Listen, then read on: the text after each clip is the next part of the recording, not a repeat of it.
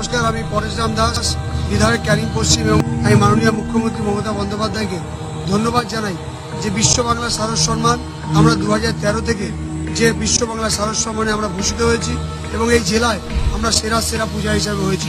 আমি তাই পিঠাখালী পূজা কমিটির পক্ষ থেকে এবং বিধায়ক হিসাবে, ক্যানিংয়ের একজন ছেলে হিসাবে আমি মুখ্যমন্ত্রীকে ধন্যবাদ এবং অভিনন্দন জানাই।